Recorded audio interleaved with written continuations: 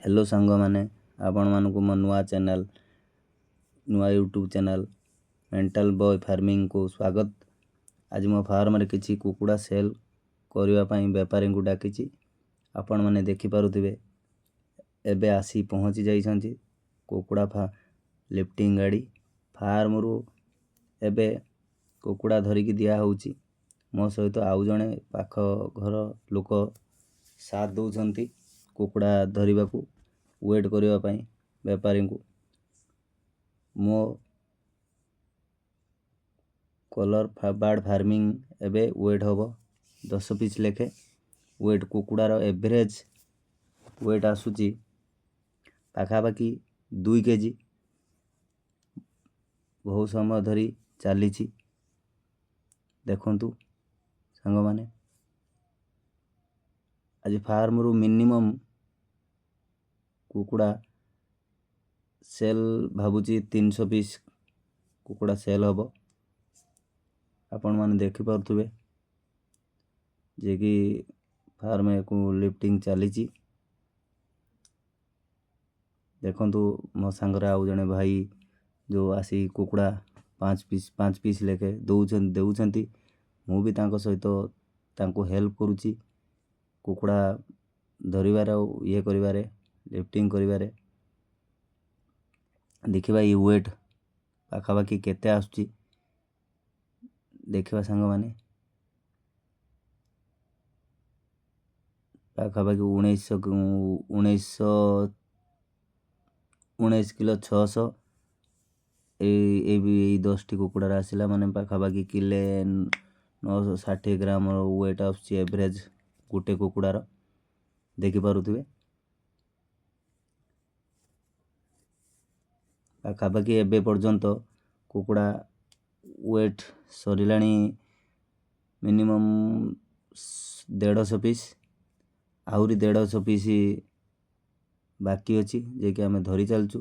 हमर भाई जणे दी जण सांग जाउछंती सामना रे गाड़ी देकी से भी देखुतले कुकुड़ा लिफ्टिंग रे पाख घर पाखरे। से भी बहुत मो ये चैनल टी खोलिया पई बहुत हेल्प करछंती। ताका ना विकास कुमार पंडा देखिबा देखंतु 5टा लेखे 5टा आउ जणे मो पाख घर जो लोक मो संग हेल्प करछंती से देखंतु आउ 5टा आनी की पकोछंती। से एवरेज 2 किलो किले 900 एमिति आसुची देखि पारुथबे आपण माने। कुकुड़ा देखि मो सहित चली आ भाई जणे वेट भी लेखुंती। से जो व्यापारी भाई जणे आसचंती से भी वेट लेखुंती ये वेट करूछंती। ये भाई जणे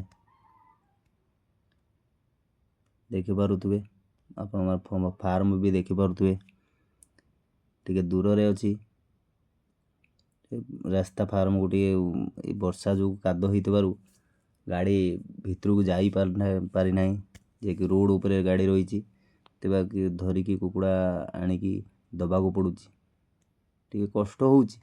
तो कौन करिबा बिजनेस तो करा आइची देइते पड़िबो ना। आपण मान देखि पारुथबे जे कि चलीची वेटिंग रे चलीची वेट चलीची।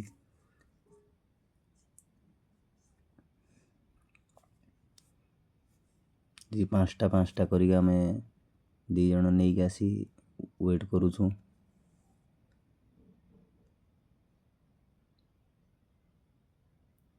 देखिबा तर आसी आपणकर 10टा को 20 किलो 300 आपण माने देखि पारुथबे देखंतु। एक से जमिति ते गाड़ी रे कुकुड़ा एमिति लिफ्टिंग हुए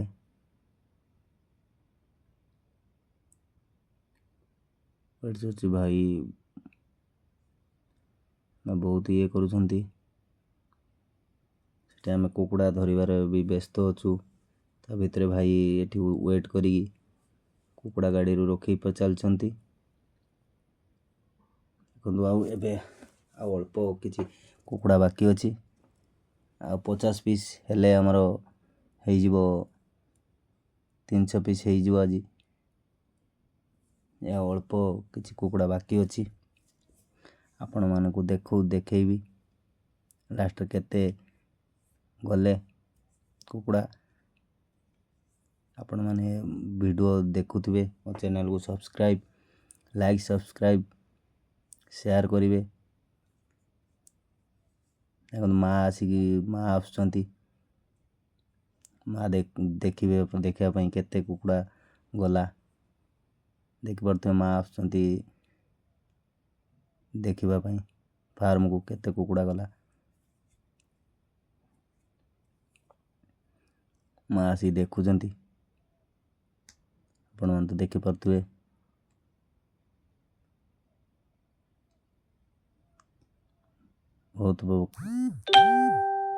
ବହୁତ ଇଏ ଭାବେ ଆପଣମାନେ ସେୟାର ସବସ୍କ୍ରାଇବ୍ ଲାଇକ୍ କରିବେ। ଆପଣଙ୍କ ସପୋର୍ଟ ହେଲେ ମୁଁ ଆପଣଙ୍କୁ ଭିଡ଼ିଓ ଦେଖେଇ ପାରିବି। ଦେଖନ୍ତୁ